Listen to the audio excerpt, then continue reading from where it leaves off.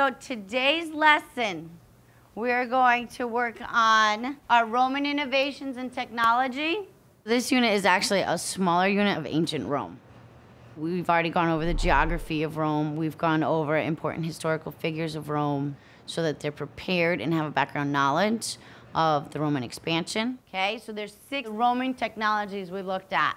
Today's mini unit started on Wednesday with a PowerPoint introduction to the 6 technologies that were aqueduct, alphabet, arch, concrete, road, and monetary system. So I'm gonna have you open up your folders. You have a list of websites. Today I wanted to go into the importance and how it affected the Roman Empire and then how it impacts us today.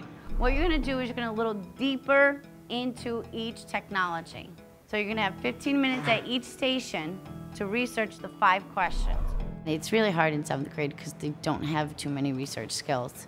So to ask them to just go out there and do a research project, they're gonna need step-by-step instructions. Dominic, you guys are starting with aqueduct. Lucy and Natalie, you're gonna start with concrete. That's your topic, put that into your log. Once you're on the internet, start typing in your website addresses.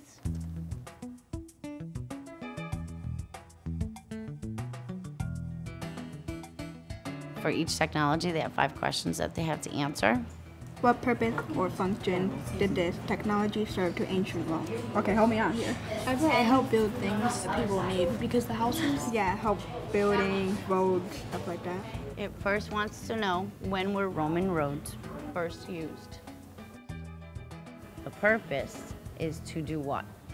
Is to bring water to the cities. To the cities, perfect.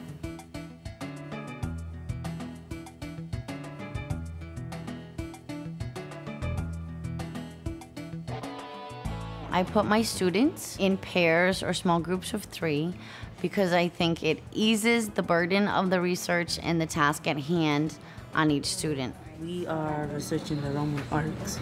He is looking at the showme.com. I am looking on the Science Channel. Question number 3. The topic is engineering roads. Okay, let's switch background here. Today, some of their sources included websites where you would find articles on like history.com or ancient encyclopedia so that they're learning how to read an article for the important information. I personally visit each site and watch each video to ensure that at least a couple of the 5 questions are answered, but not that all of the questions are answered, because I want the child to then go to a second source to be able to finish their research. The idea is to get them using more than one resource to provide their information. So like the hold up, support, span wide areas. When it comes to research, some of the biggest challenges students have is not knowing how to pull out appropriate information. Sometimes they think more is better instead of just finding what really matters. What purpose did the roads serve? So why did they use roads? Why did they make roads? So yes, but I would like you guys to actually look at one of these articles because it says specifically, when was the first Roman coin made? Now, see that says Wikipedia, so you don't want that. But Ancient History Encyclopedia, that's pretty good.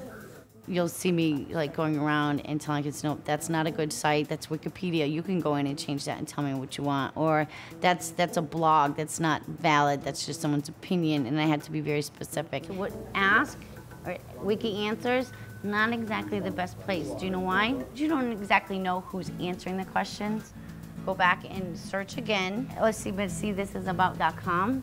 So we might not want to look at this.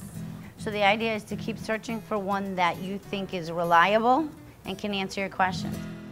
Ms. Strable said that always stay away from Ask.com and like Wikipedia because they're just people answering your questions and you don't know who it is. So she said rather stay on the like educated history ones and stuff.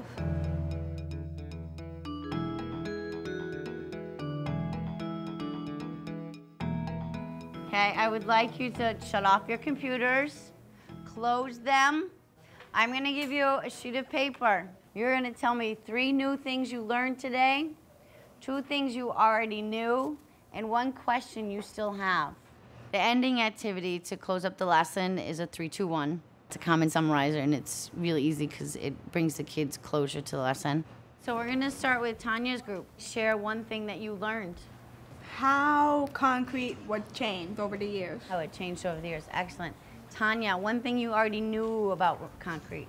Roads built roads. That the Romans built roads with it. Good. And do you still have a question? Was it easy to mix the limestone and gypsum together? Great question. Anaya, one thing that you learned When the alphabet was made, when it was first made. Excellent. And are you talking about the Roman alphabet? the Roman alphabet. Okay, good.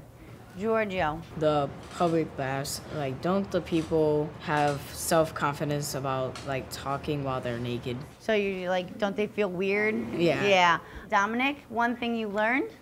One thing I learned is that how roads were used for like moving soldiers and supplies into different cities. Oza and Chelsea, one new thing you learned today Roads were built in 312 BC.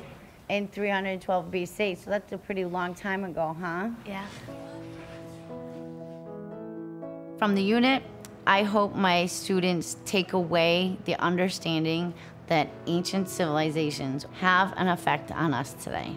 One of the hardest questions to answer students in the beginning of the year is, why do we have to learn this? And I'm hoping that by the end of the year, they understand how ancient civilizations impact their daily lives.